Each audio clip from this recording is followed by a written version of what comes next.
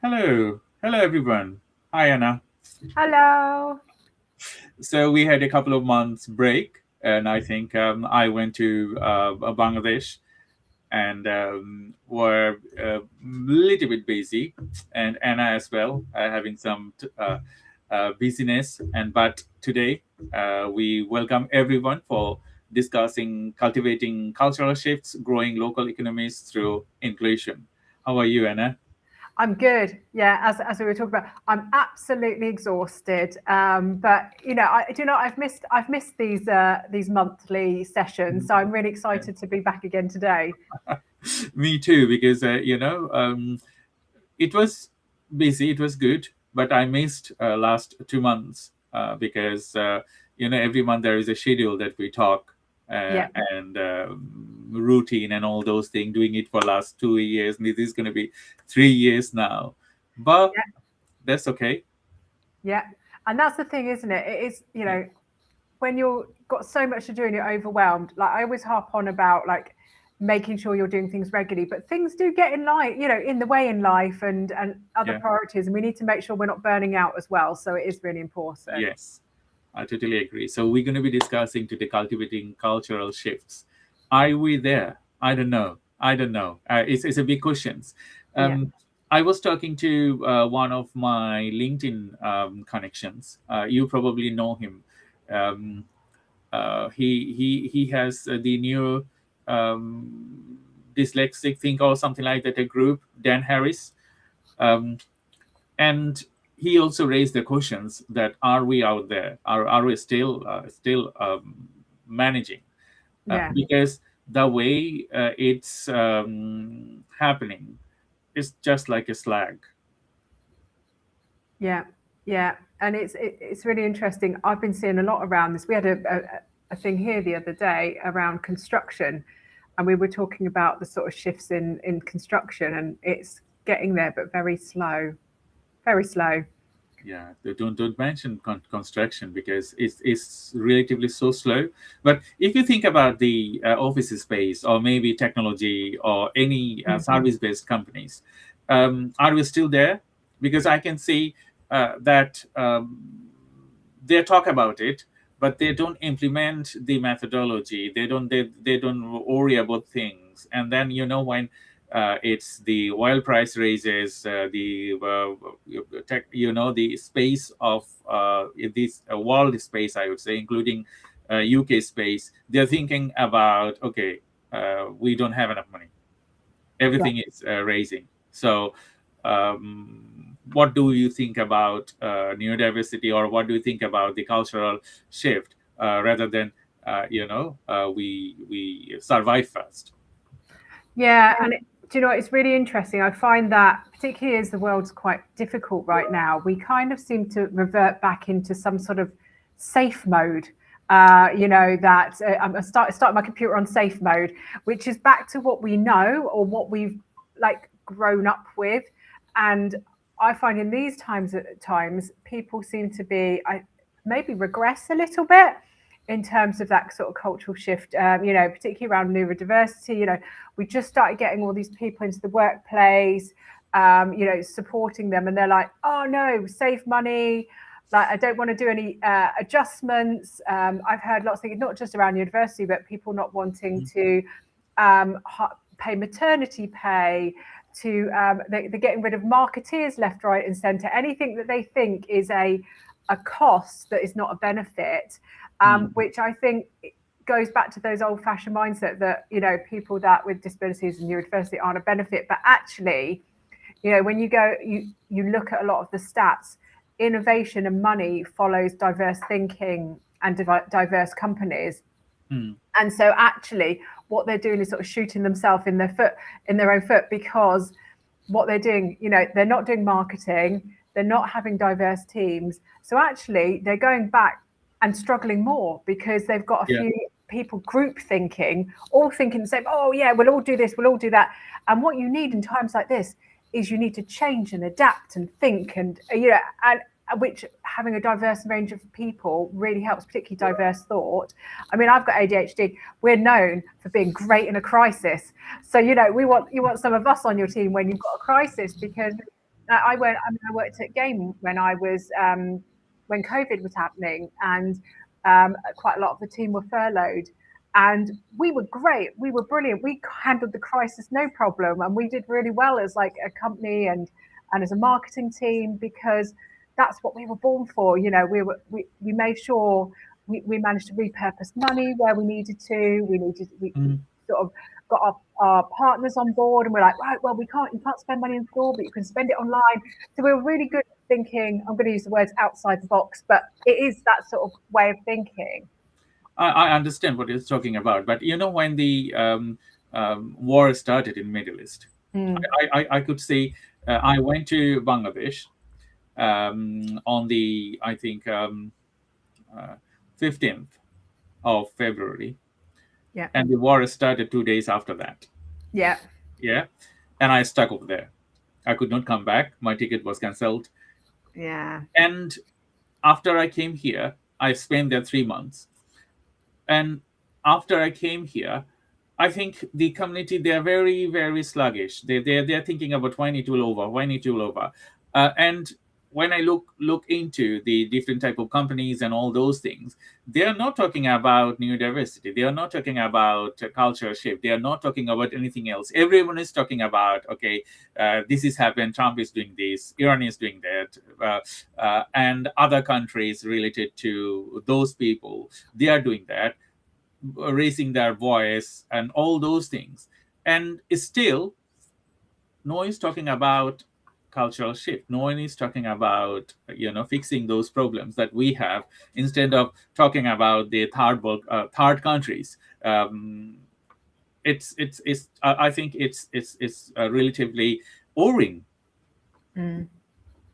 Yeah, and it is hard as well, because if no one's talking about it, then no one talks about it as well. Yeah, If everyone's the same, then it takes just a few people to kind of push it out, doesn't it? I think. yeah, yeah. Uh, And you are in the Oxford Innovation Center. Uh, do you seeing businesses over there? I think there is more 800 businesses with the Oxos, or more than that. yeah. Um, uh, how do you see the as well? They are also quiet or calm. They are not talking about inclusion, or they are not talking about all those things. No, most of them are just sitting at their desk doing busy work a lot of the Mhm. time. Back to that, because it's quite difficult at the moment, like you said, with the war, and that's made things difficult. I mean, in England, it's been it's been hard for quite a few years since COVID.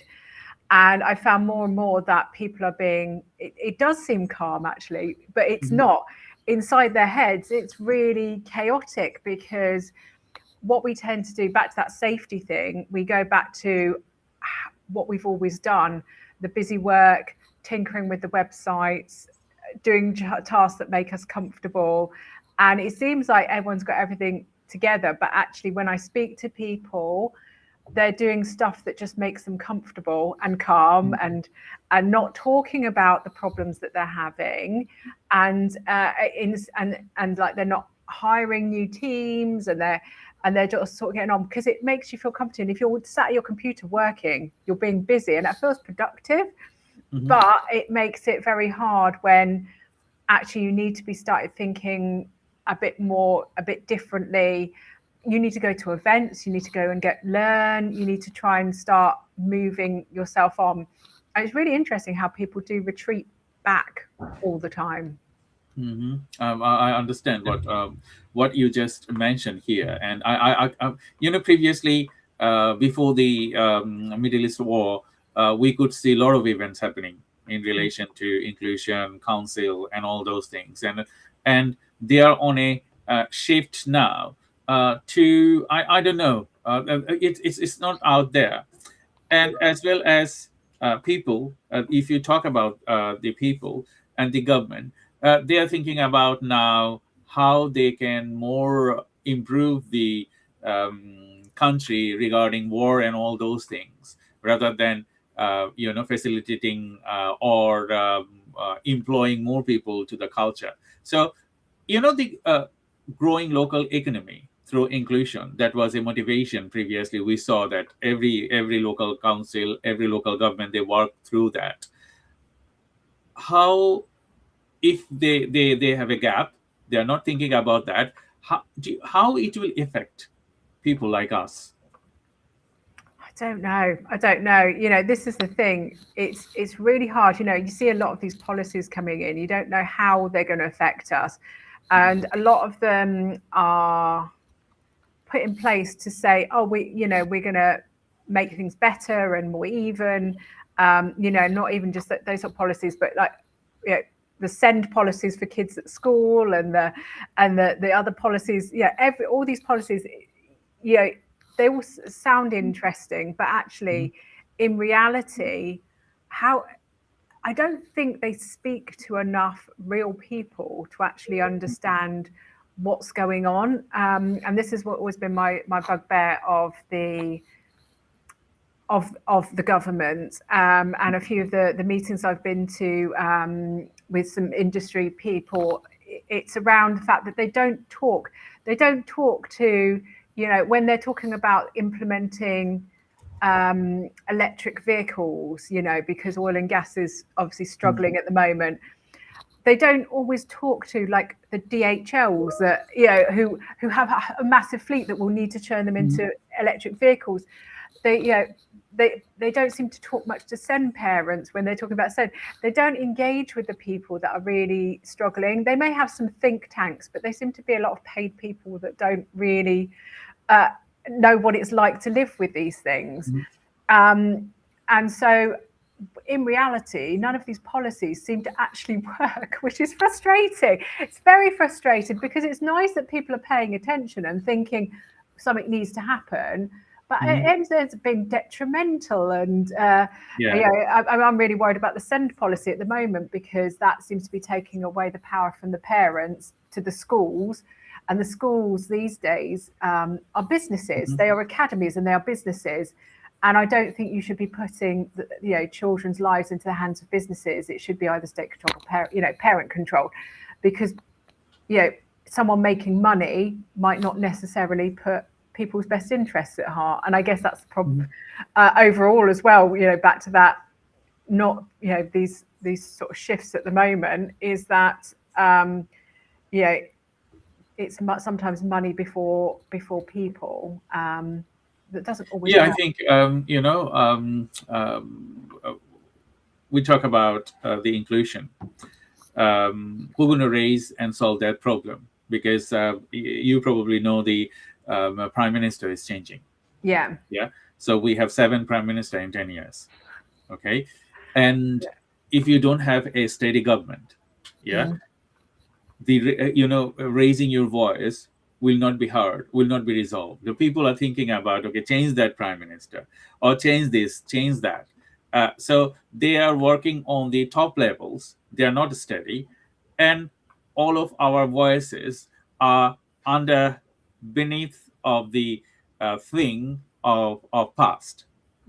Yeah, and if there isn't any steady global atmosphere or local national atmosphere, your voice will never be heard, because people don't think about, okay, we have a big problem to solve. Why are you talking about inclusion? Why are you talking about disability? Or why are you talking about all those things? So I think we need a shift for that, because without you might have a new prime minister, you might have a war in the world, but as a people, we are suffering. And I think that's the thing. It's a bit like when you work in a company and they keep changing managers, and then you're like, oh, here we go, we've got to start, I've got to explain everything to the new manager, and we've got to start again, and they'll work differently, and everything you've done before has just disappeared. It's that very similar thing, because everyone comes in, whether it's a manager or it's a prime minister, with their own agenda. They have the things they want to do, and they want to make their mark. And so, like you said, sort of everything just sort of disappears from the past, and then we start again. And there doesn't seem to be. This is what a lot of people need, is a continuity. You need people that are going to stay the course of things, because otherwise you'll end up with half-finished policies, ones that are rushed. And I think you see this because someone will start a policy with a certain thing in mind, and then the second person finishes it with a different thing in mind. So you end up with this mixed up policy that doesn't quite suit anyone, and everyone goes, "Oh, what was the point of this?" I've done this. I said business as well. You've had a manager that's got, "Oh, we're going to do some new processes." Okay, yeah, all right. And we're halfway through the processes, and the new manager comes in and he goes, "Oh yeah, well, we'll finish those processes, but I want to change them all." And then you get these processes that don't actually work, and it's all rubbish. And this is the thing. I mean, like, I know some people struggled with Keir Starmer. I didn't think he was horrendous. I think that there's if you look at the things that they did get and how much of their sort of policies that they wanted to do, they have got quite far with a lot of them. I don't think you can tell from a government from a couple of years if they're going to be any good or not. These are long-term things. These are things that aren't going to be seen for 10 years, because that's how things work. They're a ripple effect. So I don't think you can judge a government on a couple of years of work, because they're as I say, everyone comes in and wants to do their own thing. So you need to wait for that thing to happen and to come in. And the last government I think they had was about 14 years. So 2 years versus 14, you can't compare. Yeah, you can't really do that. And we have a guest messaged us, like Bridget Gardner. You were late, so that's okay, Bridget. You can watch our webinar on replay, so you will find it, the things we are talking about. If you wanted to ask us a question, feel free to ask us, because I think we're talking about inclusion, but we're also talking about the struggle and of struggles nowadays. And you were right, Anna, that you said that the government, the prime minister, is just 2 years and they're changing him now. Yeah. And one thing that I realized, that if you think about the global politics, first world countries or even US, if you wanted to change president, you can't. He will serve his 4 years. But in the UK, if you find someone that they did something bad, you can change them. And I think it's two things in a way, although I don't want to engage in politics, but we are suffering for that. So we can do a constructive criticism out there. So the politician, what they are doing, they engage themselves to be selected, as a prime minister or a leader of their leader, and people find out later that they have something bad. Okay, so I think in that aspects, political leaders, they shouldn't do something bad to become a leader. Otherwise, we cannot get a stable country, because people will find out. Anyway. You see it in football teams, those ones that keep changing their managers, they've become destabilized, and that's just on a small scale. We do need stability. I mean, a part of me thinks, you have to think about these politicians. They are human, and to be honest with you, having read what they've said about Keir in the press, I don't know if I'd have been able to stick it out, because it's been quite horrific, a lot of the stuff, and relentless. And as a human being, would I want to stick around when it's that relentless? Should a politician put up with that? I don't know, because we are human beings, and there needs to be some human decency. We see terrible outcomes from politicians. There's been a couple been murdered in the past. So it isn't a fabulous job, to be honest with you. So I mean, I never want to be prime minister. It just sounds awful. It sounds absolutely awful. So if someone, you see it with people that aren't prime minister, they just get, even people, getting trolled online and constant. It wears away at your mental health. And these people have families and they have kids. And so part of me thinks, well, actually, he is a human, and I don't think I would want to be able to be constantly bombarded. You can't get away from it.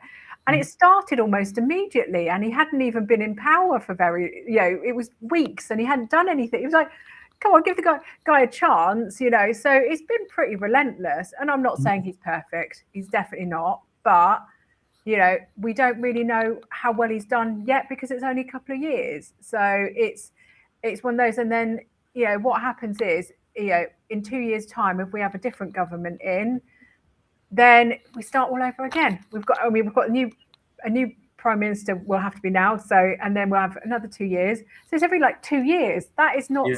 stable. No. That is chaos. And you know, people should be given a chance to see what they can actually do. Mhm. You know, you'd hate it if you went into a job, and I've done it before. After 3 weeks, they're like, "Right, have you made us £1 million yet?" And I'm like, "I barely know the systems," you know. And I mean, imagine what that's like. People literally starting having a go at you, and there are people like that in business that do that.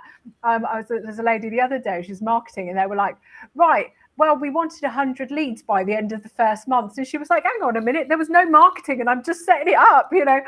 And so you know, there's realistic expectations. I always compare the business to government, you know, because Mhm. they are very similar. You know, I wouldn't say the country needs to be run exactly like a business, but you know, you need those sort of same processes in place that, Mhm. you know, that things are given time, they're given time to breathe, that people have to be clear, that there needs to be a good, diverse range of thinking in government, which there isn't always, which is frustrating.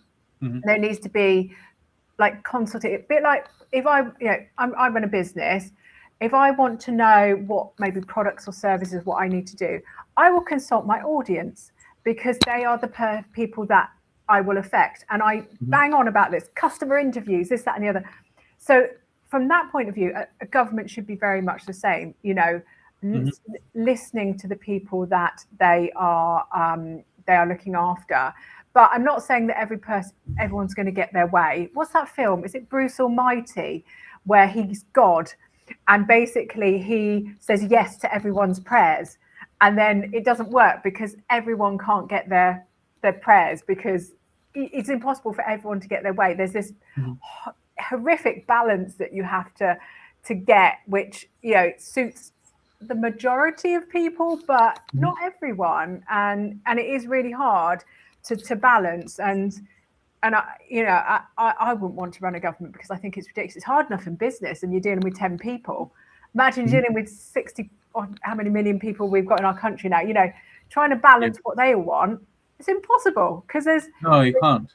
you know, you've got people that are very, very poor, people that are very rich, people that are well educated, people that aren't educated, people that, you know, live certain this way, live that way, different. You know, it's really hard to Mhm. get that balance. And you know, I've worked in companies, like I said, 10 people, and you can't even get all of them to agree or, you know, or be happy. It's hard. So, Mhm. but at the same time, we've got to. I mean, I'm very much into looking after the obviously run neurodiverse business club with you. I'm very much into making sure that our members that are struggling of the country are getting as much equity as possible because Mhm. everyone should start on an equal place. And I do think there needs to make sure that from disabilities, neurodivergent, even, you know, I'm from council estate working class background from when I grew up, you know, poverty type place. You know, people need to be equalised so that we all have a first footing on things. But you Mhm. know, how that's done is very difficult. I know, you know, it is hard. Yeah, I totally agree what you said because you know, rich people, they don't need to think about their different things. Like if it's education, they can go for private educations. If they need a specific job aid or whatever, they can aid by themselves. But when it's come to lower class people, lower class means poor people or middle class people, then uh, they struggle. Yeah, Yeah, because I cannot aid myself without the support of the government. Yeah, uh, and that is crucial for me to get little bit support. And there is also this you know, changes in the government, changes in the legislation, and who going to look after what. So you talk to someone, and on the other day he is not there. yeah, Yeah, so you need to start it again. Yeah. Yeah. And yeah, please. I would just say also, one thing that I've noticed as well is that because we've got a brilliant MP, he's a Labour MP called Tom Hayes in Bournemouth, and he's amazing. He's had SEN consultations, but the problem is they're not even their MPs don't seem to be being involved as well, just as well as us, which makes that more frustrating. Yeah, because and that's the problem, because if you are not listened, if you are not listened, and then how can you solve problems? Yeah. So you are suffering, and in the way, and it's not bad for that people and the community as well, because when your problem is not solved, you will have mental health problem, and then you will off from work, and then what will happen? And that then the society, the community, and the culture and the economy, everything will suffer. So how we can make it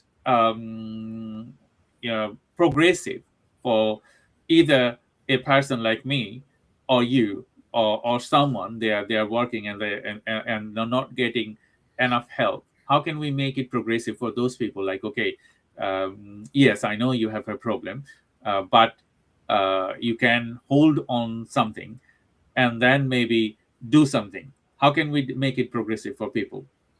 Do you know what? It's funny because I was having a conversation similar to this the other day, Mhm. because there are laws in place to help us, Yeah. but they are very hard. It's hard to prove if Yes. things go wrong. Yeah, I spoke to someone the other day, and she's absolutely convinced that that she didn't get a role because she was pregnant. And there's a couple of others I've spoken to in the past sort of year that definitely because they had children, because one of the questions during the interview was, hey, you have children, but how do they prove that they did not get that job because they were pregnant or they had a child?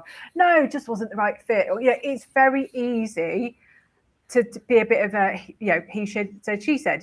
There's no these things are very hard to prove, and so no laws don't protect us very well.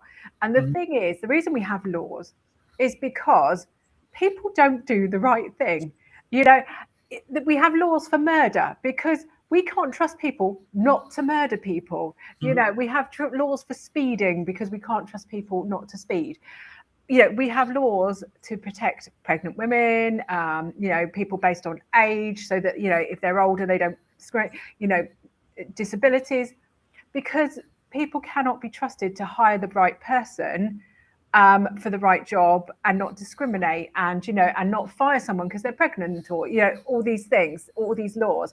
We have laws to try and protect us, but at the same time, I was reading a couple of assault cases recently, and they were like, oh well, it's really hard to prove because she has no evidence that he assaulted her, and even though it's against the law to assault her, evidence is very, very hard to come. So that we have these laws, but actually so many of them are hard to prove that actually they offer very little protection at all. I mean, I think, Mhm.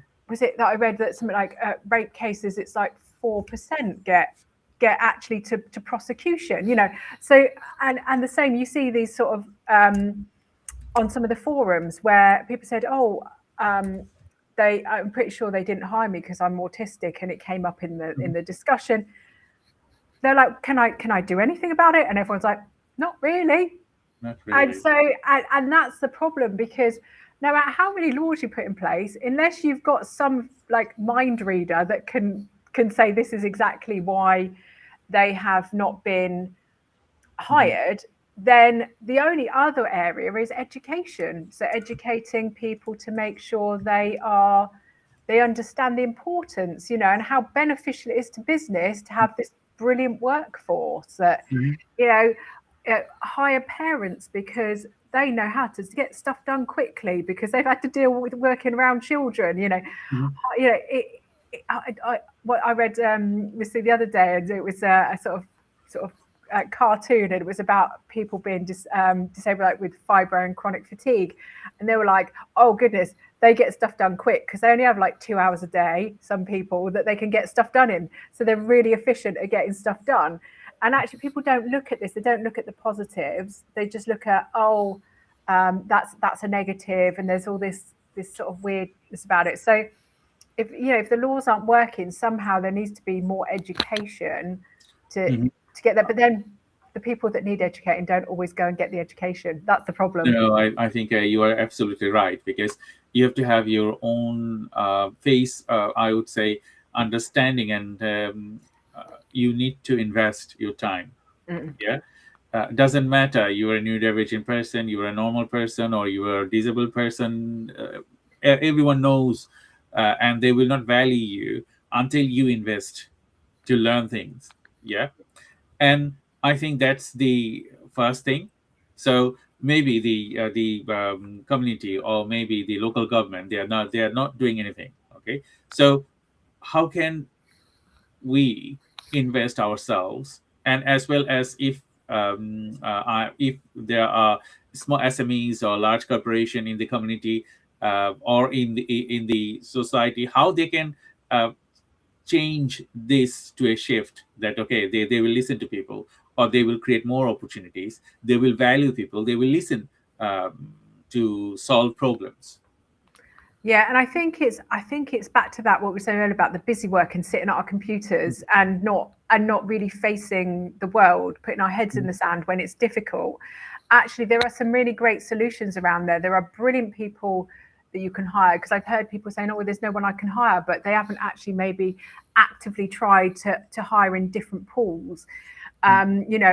I was reading the other day about how many NEETs there are, not in education and employment. There are huge numbers of these sort of young adults coming in that don't have work, that are probably absolutely amazing, but we Mhm. don't consider people. And actually thinking about the problems that are people having, back to that sort of diverse thinking, there's so many stats around diverse thinking companies are more profitable. If you're struggling and sitting at your desk, taking some time to look at how you could maybe manage your team better, get a bit of a more diverse team in. Even if you're not hiring them, form a community of different business owners where you can share ideas with each other and Mhm. include each other. If you're not in a position to hire, that's what I do. We have all different ideas. Like me and you, Dr. Sharp, we run this together. We are, you're autistic, I'm ADHD. We've got different perspectives on the world, and it's nice to sort of talk to people and get out there. And this is why I think it's so important to get out there, because, like, when I go to networking events, like, I meet other people with ADHD, I meet people with different disabilities, and I learn so much. I only have certain disabilities. I don't have dyslexia, I don't have autism, although I have an autistic son. I am not physically disabled. So I love to go out and meet people and find out what they need, what's good about them. I read. I love to understand what different perspectives are like, because actually once you do that, you understand what it's like living in other people's shoes. And Mhm. I think that too much today is about, they just, when in the press they talk about the labels of, like, autism, ADHD, and other disabilities, and they don't think about the actual physical human beings behind it. These are people that have lives. If I give you an example, I've been seeing a thing lots around transport at the moment, like Mhm. people saying that councils spending too much on transport for their children. So Mhm. I'm going to give you my very real world example. So my son, as you know, is autistic, and he does not do well in mainstream, to the point that he sits in the corridor most of the day because he can't access the classroom anymore, and he does a part-time table. Now, it's not fair. He is legally allowed a full-time education, Mhm. classroom-based education, and so the council have been looking at, potentially, he's got an educational healthcare plan. They've been looking at maybe a SEND school for him. Most of them are full, but they have found one that will suit him. It is 40 minutes from my house. Okay. We don't know if he'll get in yet, because that's, once again, a long process. It's 40 minutes from my house. Me and my partner both work full time. Mhm. So how do we manage this 40 minutes from our house? So I can potentially do the one on there. I will be late for work, but I then could maybe adjust my day. But then someone has to pick him up at 3 o'clock. And so 40 minutes there and back is nearly an hour and a half Yeah. from our house. Now, whose job lets them have, if we had to do both ways, that would be 3 hours out of our day Hmm. to do it. So then one of us may have to give up our jobs. So Yeah. then, but then if we give up our jobs, I would maybe have to get carers allowance or something. But then people complain that people have disability and carers allowance. You know, you cannot win, and it's a catch too. And I want to work. I enjoy working. My partner likes working. We like, you know, carers allowance does not give us the money that we have now. Yeah, Hmm. it is very small. So our lives would change completely. And I'm not adverse to it, but it means that we would not be able to go on holidays, we wouldn't be able to do what, you know, the stuff that we do now. So what is our alternative? It's to get transport. And there are no bus services that go that way because it's in the middle of nowhere. So a taxi, and in fact, we went the other day and there was a line of taxis at home time because it's the only way this school can be accessed. It's Hmm. just by taxi. There's no one lives in the same location, so they can't even do multiple pickups because Hmm. this school sits in the middle of Hampshire and Dorset. So Hmm. people are literally coming from two different counties. What are they meant to do? You know, because all the other parents have the same problem as us. They're working, they're trying to get them, and none of them are near each other, so they can't put on a bus. So Hmm. they're having to pay for taxis there and back. And the thing is, there's not enough schools locally. So, you know, Hmm. our council looked at the local ones and then a bit further. And then literally we're out of catchment. They're out of our area. They're technically in Hampshire. So what are people meant to do? But people don't see the stories Yeah. behind the lives. They go, oh yeah, well you're just getting free. Yeah, if we did get free taxes, I don't know if we would, but if we got free taxes, oh, you're just getting free taxes. But how else does it work? How else is this meant to work? You know, it's and this is the thing. When you go out and talk to people, you learn so much. And actually, you know, even if you don't want to do sort of some education, I mean, I did a level 2 in understanding autism because I wanted to get a bit Hmm. deeper into it. But just go and talk to people, talk to us, you know, and you find out what it's like. I totally understand what you're saying, Anna. It's the same thing. I have to drop my son to school and Mm, picking up. So, as you know, that I'm not in full time work. So I work whatever job I do, I work from home. mm, And if I have a full time work, then who gonna drop him? Who gonna pick him up? And mm, if I don't pick him up one day, I ask him to walk home, then he will make a very very upset yeah, situation, like, okay, why you didn't go and pick me up? What are you doing? Because you know that I don't like to walk home.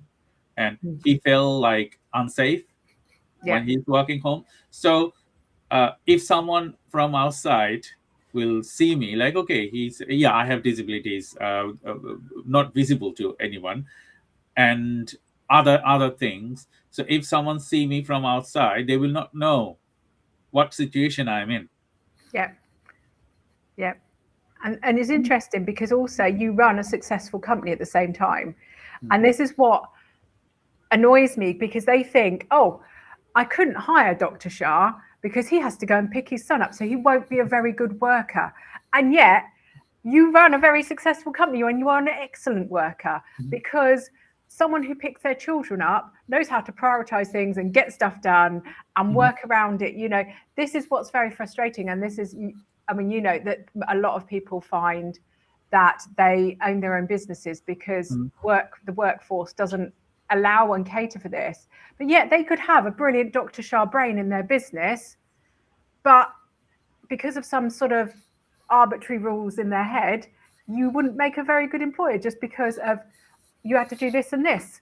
When actually they would have got all of this though. Mhm. So it's Yeah, frustrating. there's the catch 22 situation, like, Mm, as you mentioned earlier, that people don't value that, yes, you are dyslexic, or you are autistic, or you are ADHD. So they don't want to hire you, but they don't see the value that if they hire you, they maybe give you some special treatment, but with that they are getting, or they are achieving more success. And that's the thing that we need to change. So we have a comment from Bridget. There is no continuity in laws, and they are interrupted in some cases so differently. mhm. Where disability is concerned, it needs to be people with disability making these laws. I will laugh out loud.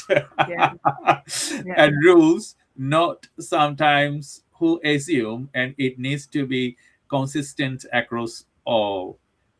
Bridget and Anna, both of you, that's the question we're talking about, because you know there are less people in the space of making rules engagement of disabled people. So maybe I'm not disabled, or I'm not dyslexic, or I am not ADHD, I'm not autism or neurodiversity, any form of that, but I'm making the rules for them. Mm. So how do you feel for them Yeah. specifically? Yeah, yeah, and that's the thing, isn't it? I mean, I've seen a few politicians recently comment on neurodivergence and and things like that. I'm like, have you ever even met someone that's neurodivergent? How are you commenting on this? Because it's so wildly inaccurate that all the neurodivergent people in the comments afterwards on like Facebook are going, what is he talking about? This is like they don't even seem to know the conditions properly. They don't. Some of them don't even know the difference between ADHD and autism. They'll everyone that's autistic is the same, and they seem to conflict, like get confused between learning disabilities and autism. It's really quite bizarre, because one of them was talking about people with autism, and my son doesn't have learning difficulties. He's clever. But when I say that, then people picture Rain Man, which he's not. He's not Rain Man. He is decently clever child with autism. And I see some of these politicians describing him. I'm like, that's not my son at all. He's he's Mm, he's not got learning disabilities. Some do, but that's different. There are different, and it's like, or they've met one autistic person in their entire life, and they've based all of their assumptions off this one. And as the saying goes, if you've met one autistic person, you've met one autistic person, because everyone is different. yeah.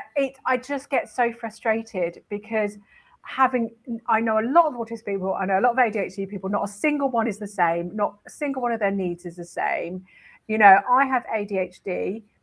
I would say it's moderate, but I have lots of coping mechanisms, so I don't need to claim PIP. I can just about cope. I'm in that barrier between coping and surviving, Mhm, and sort of not quite, but I'm not quite. I don't feel like I probably have enough that I need PIP. mhm. So, but that's just me. I know Yeah. other people that have ADHD that cannot even, they really struggle to go to work, to get to work. They are different from me. I don't need it. They do. Mhm. And then there's people that have ADHD, it's less pronounced than mine, in certain areas. And so they say, oh, because I'm looking at getting medication at the moment, because I'm really interested in how that might help. And I finally got to the top of list of medication after a year. Because I think I need it. And then I know someone else that said, oh, I don't feel like I need medication, because it doesn't affect my life as much. So you've Mhm. got three people there, completely different needs on the same spectrum. And the person that I know that does get PIP, I do not get upset because they've got PIP, because I know they need PIP. I Yeah. don't need PIP, so it's there, and I It's find it really hard. tough, Anna, because I applied for FIP twice, and they refused me, because I am independent and I wanted to do things differently. And when they see that someone is independent, they is all like tick boxes. So if you are okay, I'm okay. I don't want you to say I'm not okay, but sometimes I'm not okay. So you need to consider that dual situation for individuals. So their methodology and their framework is just like, if it's okay, it's okay. If it's not okay, it is not okay. There is an in between. There is a gray line between okay and not okay. So Mm. those people, they fix this methodology. I think they need to involve people, actual people, like, okay, how they're gonna reframe these things. And as an AI innovator, you can set things up for Mm. all people, because every person is different, with autism, with disability, with a lot of other things, and you need to treat every person differently. And Yeah, you can do that with your change of methodology and embracing AI, assessing individual needs, and make it happen for everyone. So that's the way forward. I think Bridget is also written here another thing. yeah, So I'm disabled physically and neurodivergence, and run my own successful accessible travel business, and have literally just launched my accessible audit. Okay, that's good. Congratulations, Bridget. Consulting and disability awareness training for all public facing business, because I was totally. Uh, I understand, Bridget. That's why we talk about, because Yeah. uh, people, they are not disabled or they are not neurodivergent, they don't understand actually what we need. Yeah. Yeah, and it's interesting because you said there you're written off. I'm just reading the full, totally written off after a very successful career in theatre and anaesthetics after having a stroke. Do you know this? You hear this so much, particularly like people that have a track record of being amazing. And I worked for a business, and I earned them since I was in place. I'm not being big-headed. It just, factually, I earned them a lot of money. I turned one of their teams around. We saved about 200 grand a year in spend, and made lots more. And the moment I mentioned that I had fibro and I was just struggling a little bit because I'd overworked basically, I basically stopped. I got stopped invited to meetings. I was sidelined for projects, and it was almost instant. And I hadn't changed. My performance was still the same. I just needed a little bit of slack in terms of like time to be able to do stuff. And I trained my team up, so my team were really amazing at doing stuff. So there was a flexibility there. But yeah, I didn't even get invited to really important meetings, and they started going, "Oh, Mhm. we're working around other people's diaries." I'm like, "Well, why aren't you working around my diary? This is a project Yeah, that should be mine," and because it was my area of expertise, and it was it. So I totally get you, Bridget, because this is the mad thing. This is just the yeah, really frustrating thing, that they're throwing money out the window because you have successful, great people, and you're going, oh, just because it's one small thing, or well, it's not small, but one thing, one aspect of them, I don't want them anymore. I don't want all this greatness because of this aspect. I'm just going to chuck the whole thing in the bin. And I don't get that mentality, because if people have a proven track record of being brilliant, what and we as humans have invested ourselves in the businesses that we work in. We have put ourselves, a lot of us put a lot of ourselves into it. And then when it comes back to getting something back, you don't really get anything. I totally understand, and it's a challenge, I would say. So Rahan said, "What is the biggest challenge to creating an inclusive culture?" I think this. I think is the stability, is the openness. I think so, Yeah. because if you're not open, you cannot create cultural change, and that's not possible. Doesn't matter you are a neurodivergent person or you are non-neurodivergent person, you are not disabled person. It doesn't make any difference if you're not open, because I have seen that there are many people in neurodivergent community, disabled community, even though they are neurodivergent or disabled, they are not open for other people. They say that, okay, oh, you got these benefits. Oh, why I'm not getting that? Yeah. Yeah. That's not the thing. Yeah. You have to be That open. Yeah, and it's because that's the thing. People say, like you back to what you were saying about earlier about empathy for other Mhm. people. Sometimes you don't have to have gone through it yourself. You just have to have empathy and listen and Mhm. hear people's stories and understand them, and make time for it. It's that listening side of things, because you're right. I've seen people like, so that person's in a disabled space, but they don't look disabled. I'm disabled, and you see Yeah. so stories of it, but there's different. Everything is different, and if someone, I saw this one, someone had videoed a woman. She had got out of her wheelchair and she stood up and she was putting it in her car. And so they were making out like this was a bad thing. And I was like, yes, No. there's such a thing as an ambulatory wheelchair user Yeah.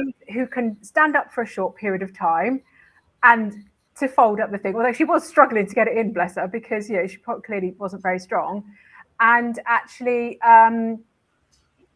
people don't know that. They think wheelchair user. This is the thing, lack of Yeah, education. yeah, yeah. I can give my own example, because I was using a stick. Yeah. Yeah. And my left side is weak. I don't listen to I'm deaf, and I see blur vision. I cannot walk long distance. So I have to give up my stick due to people push me from back. People don't see that, okay, it's a seen disability. And when they see that I'm with a stick, they think that, okay, he's just making it up. And I'm on a disabled space, I have a disabled badge, but they think, okay, how come he gets a disabled badge? You know, that you can see their eyes, you can see their mood, you can see all those things. Yeah. And then I said, okay, what can I do? What can I do? All disability can be visible. You can't Yeah. see all disabilities. And another thing as well, uh, we also, as I said earlier, that we also need to see that open eyes, empathy for people. And another thing I also have seen that some disabled people, they're making their life worst. Okay, like you said, you need to go outside, you need to talk to people, you need to do this, you need to do that. Otherwise, you're going to be on a cocoon, suffering and not getting any help or not getting your situation improved. So I think we got a lot of questions out there, and we are nearly end of our session. So do you want to answer that? What advice would you give employees hiring neurodivergent professional for first time? I think it goes back to what we were just talking about. Talk to people. If you've got a neurodivergent employee that you want to hire, talk to that employee. Because this is the thing, I've seen people go out and go, oh, I've got a neurodivergent employee. How should I treat them? Ask them. Ask them. This is the most important thing. Back to individual needs. Everyone is very different. So if someone said to me, how should I treat a neurodivergent employee? I can tell you how you should treat me, but I couldn't tell you how you should treat Dr. Shah because he's got different needs to me. And so the main thing is back to your openness, conversation, openness. What can I do? What would make this place work well for you? How could I help you? What is best for you? Those are really simple. It's a simple conversation to have. And if you're, and people that are disabled, neurodivergent will have maybe a bit of hesitance because they think that you might use it against them. So you have to make sure that they understand it's a safe space and this is for their benefit. And then listen to them and do what they've asked if you can. That's basically it. I think that's the crux of it. It's not as complex as we think it needs to be. Yeah, I totally agree with you, Anna, because there are boundaries. There are situations, there are a lot of other things, but I think if we individually think about people, if we individually think about ourselves, if we think individually to have an open discussion about neurodiversity, inclusion, and all those things within our workplace, with family and culture, community, then we can solve this out. Otherwise, no, we can't now solve this out. And I have seen that, okay, I am neurodivergent and I'm having a mental breakdown, but I also have a family. So you need to think about that as well, because if you have a mental breakdown, yes, I understand that you are having a mental breakdown, but you need to get out with your comfort zone, yeah, to solve problems. Otherwise, you think, Anna, that you have a son, autistic son, I have autistic son. If I have a mental breakdown, or you have a mental breakdown, we might have, we are human, but we also need to think about how we can look after them. Yeah. If you let it go, like, okay, I cannot do anything and everything will be done by someone else, no one's going to come and help you to do that. No.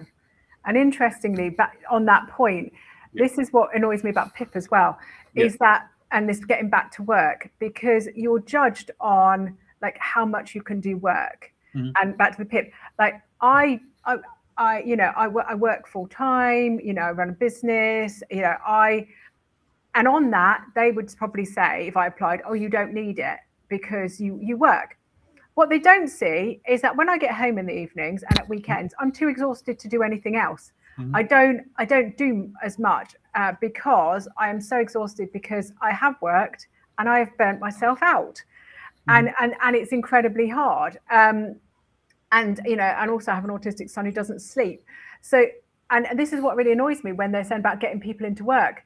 You might get them into work, but if we try and push people like full time or above their ability, they may work, but they will have no life at all, which is frustrating. And back to your, if you've got children, then people complain that you're not spending time with your children, but you've burnt yourself out working. So then you can't, you can't spend time with your children and enjoy that time because there's always this thing about disabled people aren't allowed to enjoy themselves. No, Mhm. you must suffer if you are disabled. That is, if you're getting any money from the government, you must look like you're suffering, because Yeah. anyone having fun or going on holiday is a big no-no, which is my absolute bugbear. I really hate that. Yeah, so we are nearly end of our session, Anna, and I wanted to thank you everyone there who has asked questions, and we could not answer all of your questions, but thank you everyone for joining today's live webinar, and we're going to be bringing you another webinar next month. Or next month is the holiday time, so we Oh might yeah, not come with a webinar, but we will see if we can come and talk to you about disability and all those things. But please help your family, help your community, help your employees or employer or whatever. You have to be open when you talk, and you also need to think about those things, that okay, you are disabled, and if you are three-person family, and three of you are disabled, then you need to also think about the other person, how they feel. Okay. yeah. How you can support them. Either maybe you are having a hard time, you also need to see how they are coping. Are they having a hard time as well? So compromise is the, I would say, is the main thing, and looking after each other is the main thing. Rana, you wanted to say anything to the audience? No, I mean, I think the main theme of this is just treating everyone individually, and Mhm. also talking to getting out there and talking to them, which is great. It's summer coming. So if you're a little bit less busy over Mhm. the summer, good time to go and chat to people and go online and find out more about different communities, because it's so worth doing. So thank you everyone, and until next time, we might have a month break again, but you will see if we add any events online. Check our page, and talk to you soon. And thank you, and bye Okay. bye. Thanks. Bye.